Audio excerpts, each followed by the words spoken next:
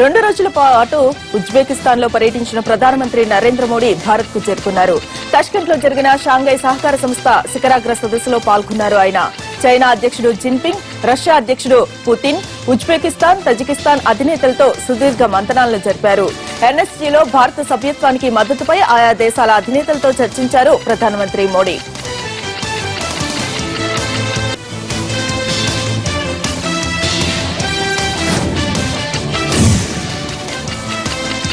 అమరావతికి భూములిచ్చిన రైతులకు ప్లాట్ల కేటాయింపు ఈ రోజు నుంచి మొదలవుతుంది. ముందుగా నేలపాడు రైతులకు పట్టాలను ఇస్తారు సీఎం.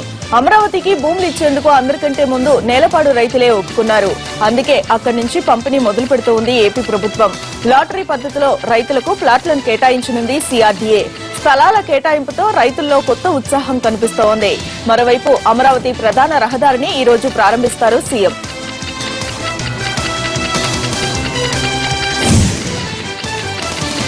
ఈ రోజు విశాఖలో పర్యటిస్తారు AP CM Chandrababu Naidu. Smart సిటీగా ఎంపికైన విశాఖలో పలు ప్రాజెక్టులకు అంకురార్పణ చేస్తారు ఆయన. జీవీఎంసీ పరిధిలో అన్ని సేవలను ఒకే చోట పొందేందుకు రూపొందించిన కమాండ్ అండ్ కంట్రోల్ సెంటర్ ను బాబు ప్రారంభిస్తారు. స్మార్ట్ సిటీలో ఇదే తొలి ప్రాజెక్టు. తర్వాత స్మార్ట్ సిటీ మిషన్ పై ప్రధానమంత్రి నిర్వహించే వీడియో కాన్ఫరెన్స్ లో బాబు పాల్గొంటారు.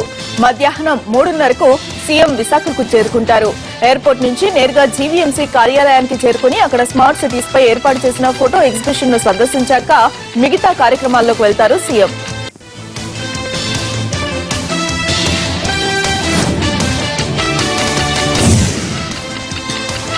నీట్ 2 ఎంట్రన్స్ కు ఆన్లైన్ దరఖాస్తుల ప్రక్రియ నేటితో ముగియనుంది. వచ్చే నెల 24న పరీక్ష జరుగుతుంది. వైద్య, దంత వైద్య కళాశాలలో ప్రవేశాల కోసం నీట్ 2 నిర్వహిస్తున్నారు. సుప్రీంకోర్టు ఆదేశాలు, ప్రభుత్వ ఆర్డినెన్స్ కు అనుగుణంగానే ఈ పరీక్ష నిర్వహిస్తున్నట్టుగా వెల్లడించింది బోర్డు. నీట్ పై ఎవరికైనా అనుమానాలు ఉంటే ఎప్పటికప్పుడు వెబ్సైట్ ద్వారా అవసరమైన సమాచారం తీసుకోవచ్చునని అంటున్నారు అధికారులు.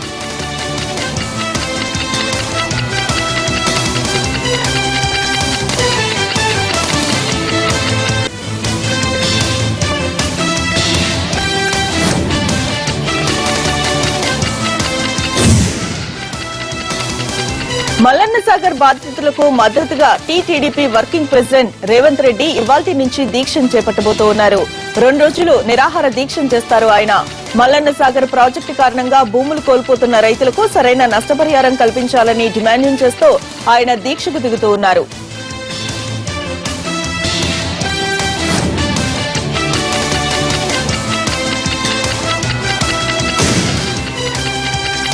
రెండు తెలుగు రాష్ట్రాలు విద్వేషాలు వీడి ప్రశాంతంగా ఉండాలని అన్నారు గవర్నర్ నరసింహన్. రాజ్భవన్ లో ఇఫ్తార్ విందును ఇచ్చారు ఆయన. ఈ కార్యక్రమానికి తెలంగాణ సీఎం కేసీఆర్ హాజరయ్యారు. ఏపీ సీఎం చంద్రబాబు కూడా రావాల్సి ఉందని, ఏపీలో ఇఫ్తార్, కేబినెట్ భేటీ ఉండడం వల్లే హాజరు కాలేదని తెలిపారు గవర్నర్.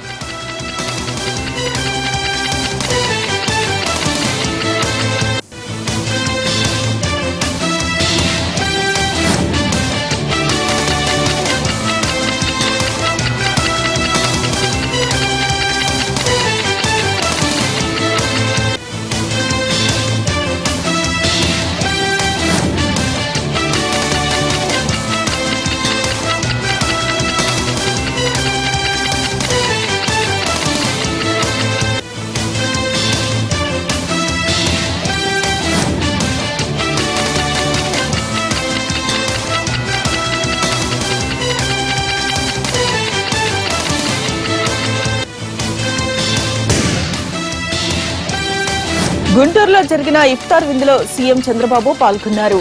అందరినీ ఆప్యాయంగా పలకరించారు. తర్వాత ముస్లిం నేతలతో ప్రత్యేకంగా సమావేశమయ్యారు. అందరికీ శుభాకాంక్షలు తెలిపారు చంద్రబాబు.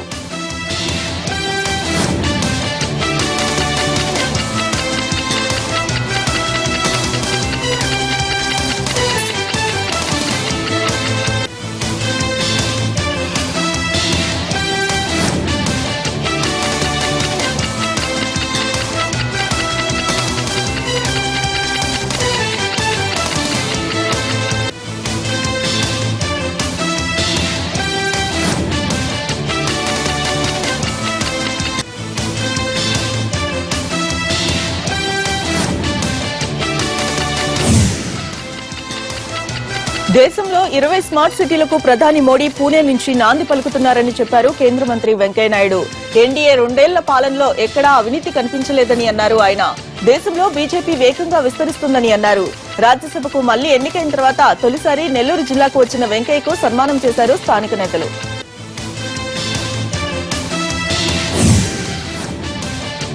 ప్రతి ఇంటికి 100% విద్యుత్ ఇచ్చిన ఘనత ఏపీదేనని అన్నారు కేంద్ర మంత్రి పీయూష్ గోయల్.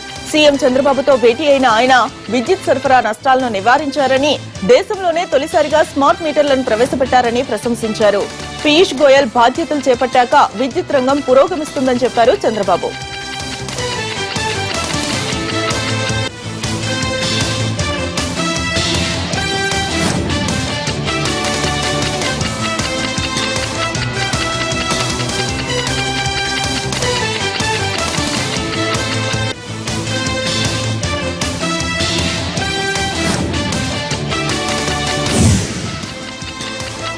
ఇంజనీరింగ్ ఫీజుల పెంపుపై ఏఎఫ్ఆర్సీ చేసిన ప్రతిపాదనలకు ఏపీ సర్కార్ గ్రీన్ సిగ్నల్ ఇచ్చింది.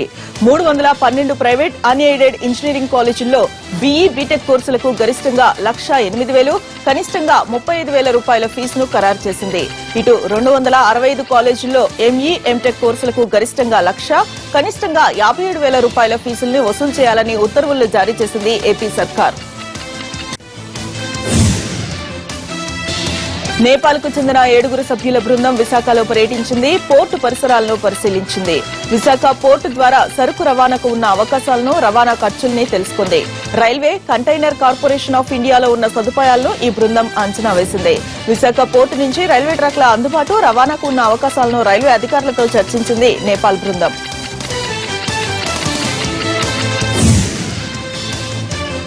పార్టీ ఫిరాయింపులకు పాల్పడిన ఎమ్మెల్యేలపై అనర్హత వేటు వేయాలని తెలంగాణ అసెంబ్లీ స్పీకర్ను కాంగ్రెస్ ఎమ్మెల్యేలు కోరారు. చిట్టెం రామ్మోహన్ రెడ్డి, పువ్వాడ అజయ్లపై కాంగ్రెస్ నేతలు ఫిర్యాదు చేశారు. అధికార పార్టీ అప్రజాస్వామికంగా ఫిరాయింపులను ప్రోత్సహిస్తోందని ఎమ్మెల్యే గీతారెడ్డి అన్నారు. అన్యాయం జరుగుతూ ఉన్న స్పీకర్ స్పందించడం లేదని చెప్పి ఆరోపించారు ఆమె.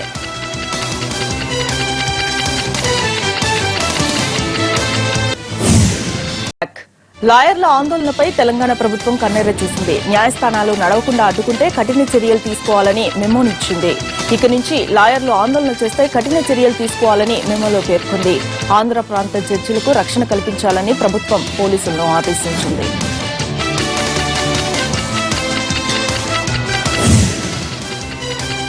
కేంద్రంలో అధికారంలోకి వచ్చి 2 ఏళ్లైనా ఇంతవరకు బీజేపీ అయోధ్యలో రామమందిరం అంశాన్ని తేల్చడం లేదని అన్నారు విశాఖ శారదా పీఠాధిపతి స్వరూపానందేంద్ర. ఢిల్లీ టీటీడీ ఆలయంలో ఎంపీ సుబ్రహ్మణ్య స్వామితో కలిసి పలు అంశాలపై చర్చించారు. దేవాలయాల భూముల ఆక్రమణలు, గోవధ వంటి అంశాలపై ఎంపీకి మెమరాండం ఇచ్చారు. అయోధ్యలో రామమందిరం కట్టాల్సిందేనని స్పష్టం చేశారు శారదా పీఠాధిపతి.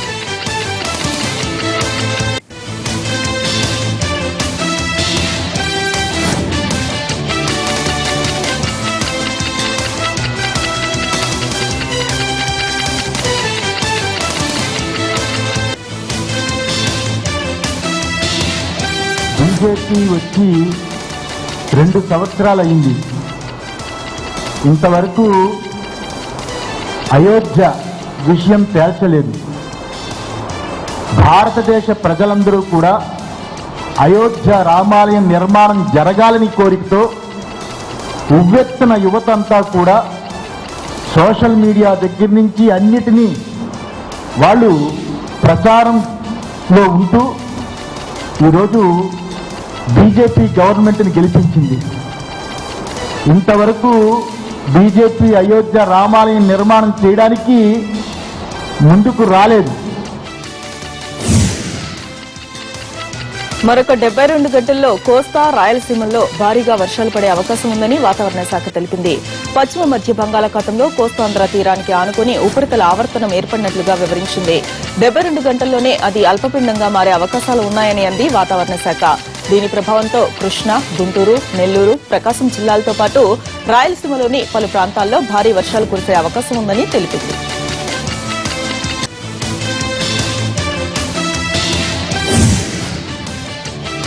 పోలవరం లాగే ఉత్తరాంధ్ర సుజల స్రవంతిని పూర్తి చేయాలని డిమాండ్ చేశారు మాజీ మంత్రి దాడి వీరభద్రరావు.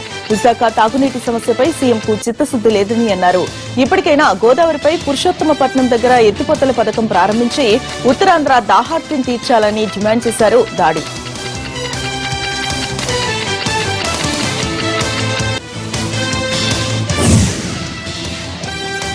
తాగునీటి సమస్యను తీర్చాలంటూ నల్గొండలో ధర్నా చేసింది సిపిఎం. 30 గ్రామాలకు నీటి సరఫరా నిలిచిపోయినా అధికారులు స్పందన కరువైందని ఆరోపించారు నాయకులు. అధికారుల తీరుకు నిరసనగా ఆర్డబ్ల్యూఎస్ కార్యాలయానికి తాళం వేశారు. ఇప్పటికైనా నీటి సమస్యను తీర్చకపోతే ఆందోళనను ఉధృతం చేస్తామని హెచ్చరించారు సిపిఎం నేతలు. పోడు వ్యవసాయం చేసే రైతులకు పట్టాలివ్వాలని డిమాండ్ చేశారు సిపిఐ రాష్ట్ర కార్యదర్శి చాడా వెంకటరెడ్డి. వరంగల్ జిల్లా ఇరుగుర్తి శివార్లోని లాలు తండాలో పట్టాలివ్వాలంటూ 100 నాగళ్లతో దున్ని నిరసన తెలిపారు. ఏళ్ల తరబడి భూములను సాగు చేస్తూ ఉన్న వారందరికీ హక్కు పట్టాలను ఇవ్వాలని ఆయన ప్రభుత్వానికి విజ్ఞప్తి చేశారు.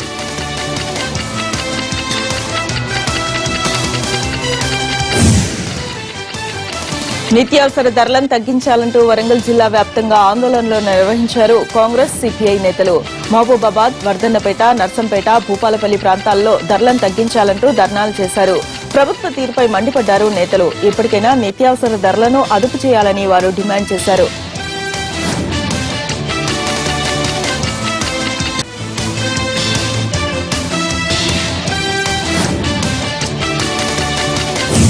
తప్పకుండా వెళ్లాడని చిన్నారిపై దాడి చేశాడు ఒక టీచర్. విషయం బయటకు రాకుండా విద్యార్థికి చికిత్స చేయించి ఇంటి దగ్గర వదిలి వెళ్లాడు. సికింద్రాబాద్ లోని ప్రభుత్వ ప్రైమరీ పాఠశాలలో 2వ తరగతి చదువుతూ ఉన్నాడు నాని. తనకు చెప్పకుండా వెళ్లాడని తెలుగు మాస్టారు పెన్నుతో చిన్నారి మెడపై గాయపరిచాడు. పనికి వెళ్లి తిరిగి వచ్చిన తల్లిదండ్రులు మెడపై ఉన్న గాయాన్ని గమనించడంతో విషయం బయటపడింది. ఈ ఘటనపై పిఎస్ లో ఫిర్యాదు చేశారు చిన్నారి పేరెంట్స్.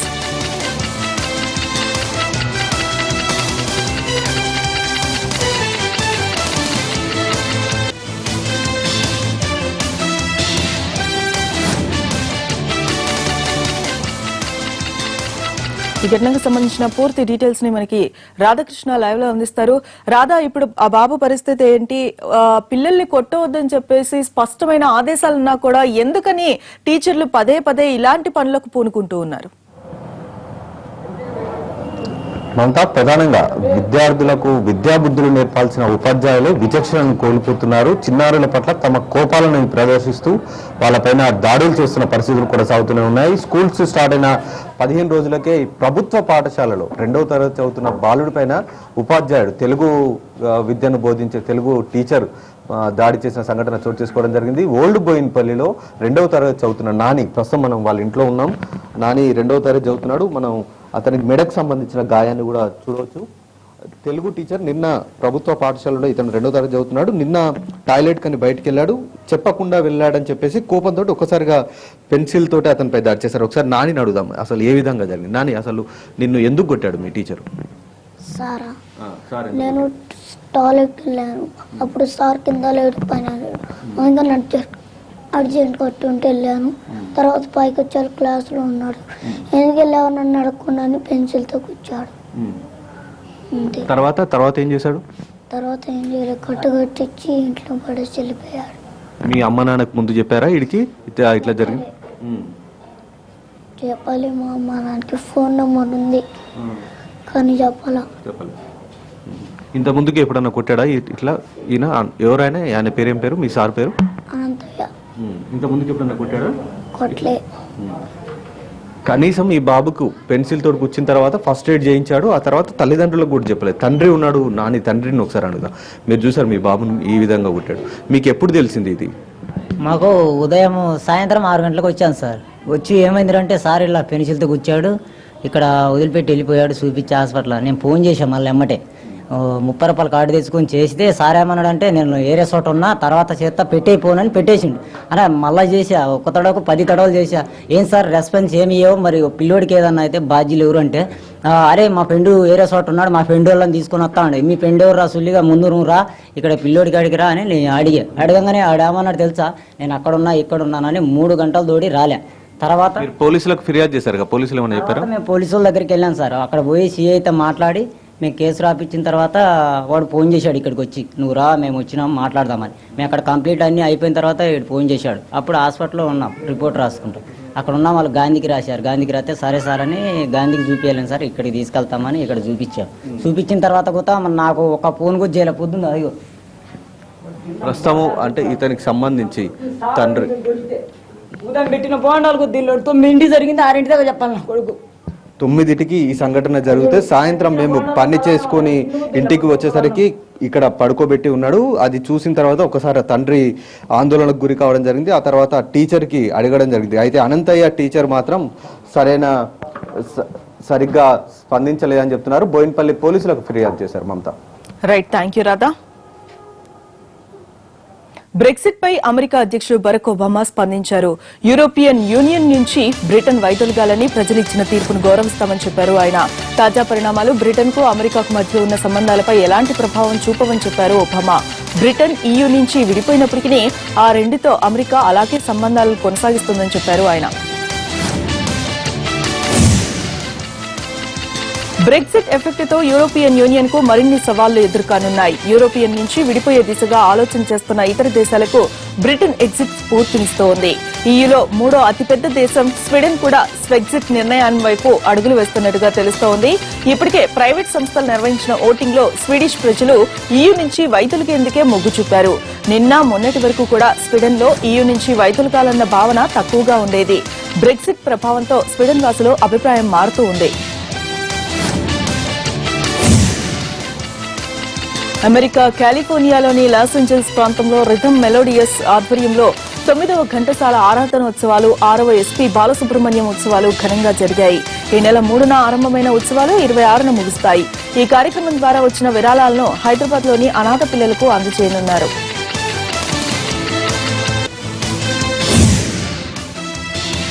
అమెరికా చికాగోలోని డొనాల్డ్ E. స్టీఫెన్ కన్వెన్షన్ ఆటో సిల్వర్ జూబ్లీ ఉత్సవాలకు ముస్తాబవుతోంది. ఈ ఉత్సవాలు వచ్చే నెల నుంచి జరగనున్నాయి. ఏర్పాట్ల కోసం కమిటీలను నియమించారు నిర్వాహకులు. ఈ ఉత్సవాల్లో భాగంగా కల్చరల్ ఈవెంట్ అందరినీ ఆకట్టుకున్నది.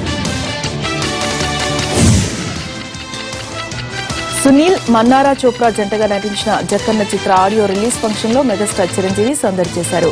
సినిమా ఆడియో సిడీని ఆవిష్కరించారు. హీరో సునీల్ చూపించే ఆప్యాయత కారణంగా ఈ కార్యక్రమానికి తాను రానని చెప్పలేకపోయానని చెప్పారు చిరంజీవి.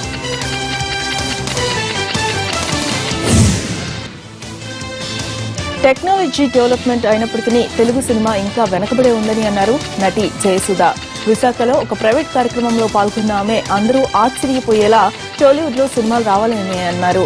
లవ్ స్టోరీ మీద ఆధారపడకుండా పాత తరంలో మాదిరిగా ఫ్యామిలీ డ్రామా సినిమాలు కూడా తీయాలని ఆకాంక్షించారు ఆమె. బాహుబలితో మన రేంజ్ పెరిగినప్పటికీ మరిన్ని మంచి చిత్రాలు తీయాల్సిన అవసరం తెలుగు చిత్ర పరిశ్రమకు ఉందని చెప్పారు ఆమె. నిన్నటి వరకు వివాదాస్పద వ్యాఖ్యలతో హాట్ టాపిక్ గా మారిన సల్మాన్ ఇప్పుడు అమ్మాయిల మనసు దోచుకునే ప్లాన్ వేశాడు. త్వరలో విడుదలకు సిద్దమవుతున్న సుల్తానా సినిమా ప్రమోషన్ లో భాగంగా ఒక రియాలిటీ షోలో పాల్గొన్న ఖాన్ తాను పెళ్లి కోసం పడి చేస్తున్నానని, ఇతరుల అంగీకారం కోసం వేచి చూస్తున్నానని చెప్పడంపై ఆసక్తికరమైన చర్చ జరుగుతోంది.